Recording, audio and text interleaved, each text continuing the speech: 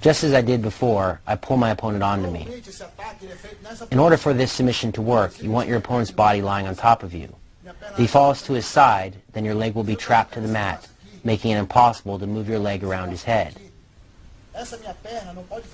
So, you always want to keep your leg free when executing the submission. If you are doing this submission to the opposite side, then you want to keep your opposite leg free. If he rolls to that side, then your leg will be trapped. As long as you keep that leg free, you can throw it over his head and finish the armbar.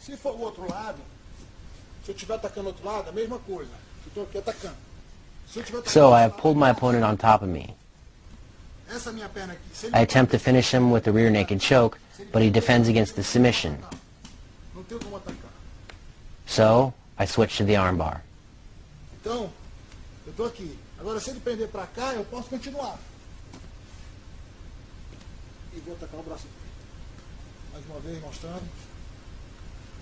One more time. I attack my opponent's neck with the choke. He defends, so I release the arm I have wrapped around his neck, move it to the opposite side of his head, and grab his wrist. Notice how once I grab his left wrist with my right hand, I grab my right wrist with my left hand. This is a figure 4 grip, and it allows you to maintain control of your opponent's arm while you throw your leg over his head.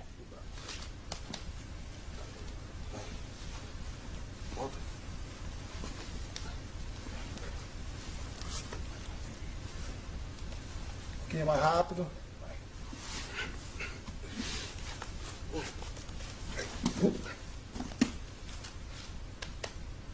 Now I demonstrate how to submit your opponent with katagatame from the back position when he is defending against the rear naked choke.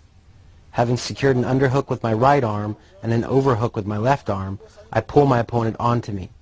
With his hands tied up defending the rear naked choke, I hook my left leg underneath his left leg and apply pressure to remove his post.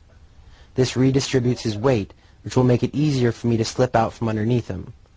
Next, I slide my right arm across his neck, drop my left elbow down to the mat, and establish a 10-finger grip. It is important that I tuck my left elbow to my side in order not to hinder my roll. Once accomplished, I force my opponent to my left and roll onto my left side. Notice how I have his right arm trapped between my head and right arm. To defend against the submission, my opponent attempts to turn back into me. If I allow him to do this, he could possibly escape. So I place my right foot in the crook of his left leg, which allows me to prevent him from posting on that foot and rolling into me. Next, I move off to my opponent's side and come up onto my knees. To finish the submission, I drive his right shoulder into the side of his neck by pressing my head against his triceps, and my arms cut into the left side of his neck, severing the blood flow to his brain. He has no choice but to tap out. Now I will spar with my brother from the back position, using the techniques I demonstrated in real speed.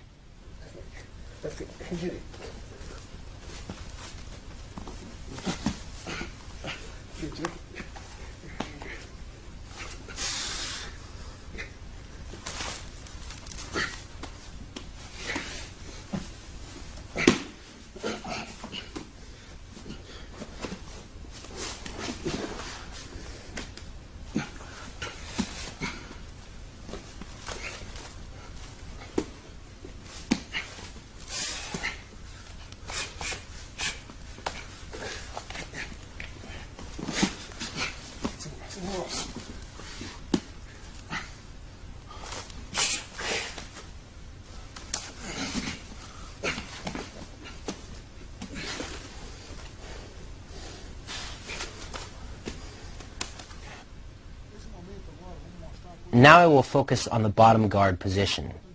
When you're lying on your back with an opponent in your guard, you must be very alert. If you have your guard closed, meaning your feet are locked together behind your opponent's back, then you'll be very easy to hit. So most of the time you don't want to stay in closed guard for long. The tendency is to open your guard and place your feet on your opponent's hips. You can have your opponent's arms between your legs or on the outside of your legs. For defense, the most important thing is that your feet on your opponent's hips.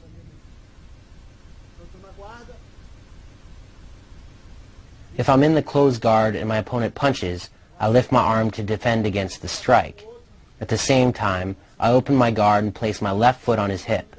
If my opponent is really big, then I'll place my knee in his chest to further hinder his striking. Notice how when I place my knees on my opponent's chest, I am further away from him, making it harder for him to reach my face with his punches. Now if my opponent removes my leg from his chest, forces it to the mat, and then throws a punch, I will elevate my arm and utilize an outside block. But first, you should always use your legs for defense.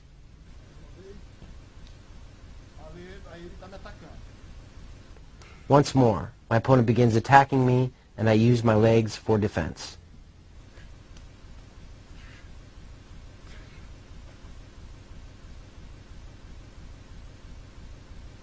Again, my opponent attacks me, and I use my legs for defense, always protecting myself.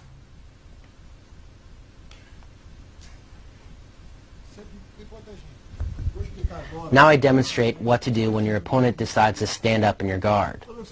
Every time he stands up, you need to control his hands.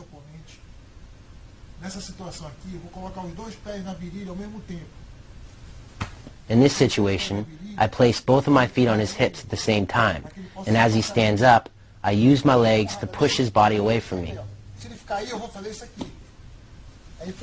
If he comes back toward me, then I will kick his knee, move onto my side, and plant my elbow on the mat. To protect my head from kicks, I always keep my opposite hand elevated. Next, I will kick his knee and then come up onto my hand. I will kick his knee one last time and pop back up to the standing position.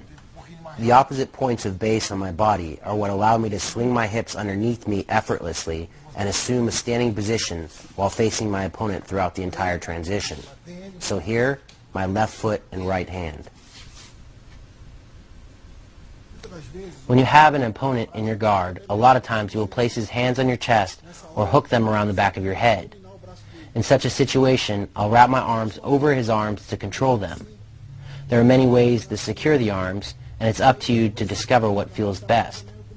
Once I'm controlling his arms, I'll dig my free hand underneath his knee. While still controlling his arms, I will use my hook on his knee to turn my body toward my right side.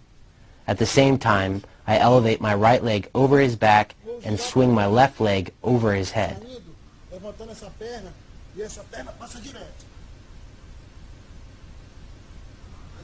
One more time. My opponent grabs my head, and I establish control over his arms. Next, I dig my hand under his knee, turn toward my right side, and pass my leg over his head. Then I finish the armbar. My opponent grabs my head, and I obtain control of his arm. Next, I slide my hand under his knee, rotate my body, and then throw my leg over his head. When you throw your leg over your opponent's head, it is very important that you do so immediately. You don't want to move your foot up to your opponent's hip and then throw it over his head. You want to move it all the way over his head immediately.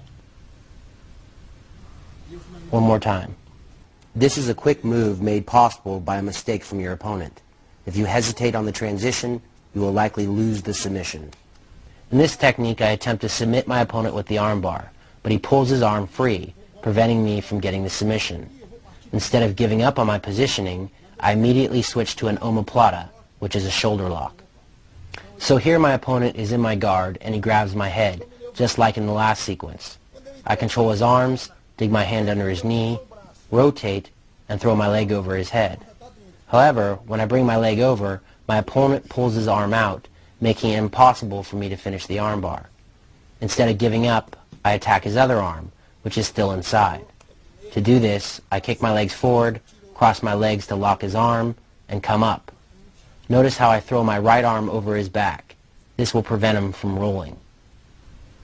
One more time. My opponent holds my head, I control his arm, pass my leg over his head. He gets his arm out, and I go for the omoplata by locking up his arm, kicking forward, and coming up. He grabs, I control his arm, throw my leg over. He pulls his arm free, and I go for the omoplata. Kick my legs to get him to come forward, sit up, and force him to tap. There are many ways to apply a triangle choke on an opponent in your guard. The method I show here is perhaps the most basic.